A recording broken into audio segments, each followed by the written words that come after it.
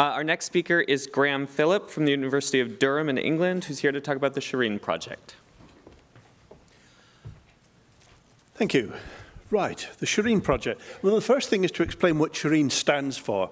It stands for Syrian Heritage in Danger, an international research initiative and network. And the next formal meeting is in April next year in Vienna.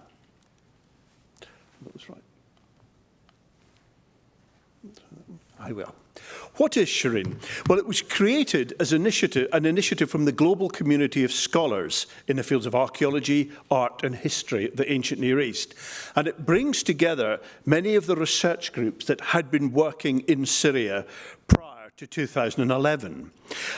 We were aware that in the growing number of bodies attempting to deal with the threats to Syrian heritage, there was almost a shortage, a relatively limited input from people that actually had been running field projects and directing field projects in the area. And we felt that the contextual knowledge was perhaps rather thin in some cases. So Shirin's purpose is to support governmental bodies and non-governmental organisations in their efforts to preserve and safeguard the heritage of Syria.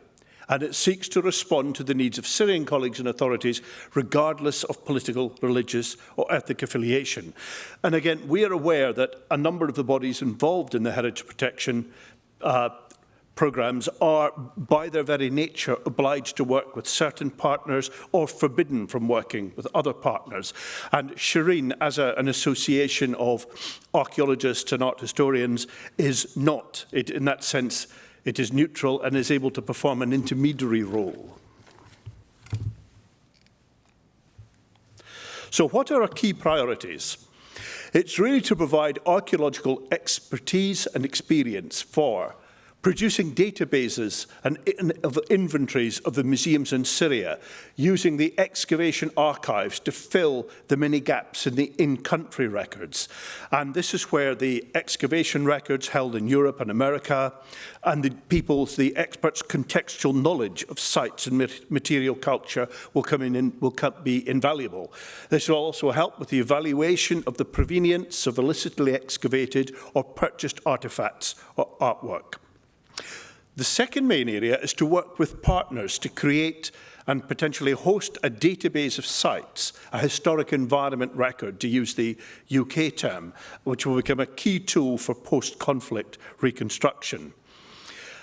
And in that sense, again, the expert knowledge of the Shirin partners of Syria will allow them to contribute specifically detailed, context-specific understandings to site damage assessments. And Shirin is working initially with the evidence from two large research projects, the British-funded Fragile Crescent project and the French Paleosphere project, which includes a large number of sites, including quite a lot of material that is still unpublished. And we would like to introduce this to the larger group. So we are an international association, deep contextual knowledge. The issue that we have is that many of these projects have now outrun their funding. The original research grants that funded the projects have ended. There is a lot of legacy data that could very usefully be contributed to wider heritage protection projects, and that's the issue that we're currently trying to deal with. Thank you.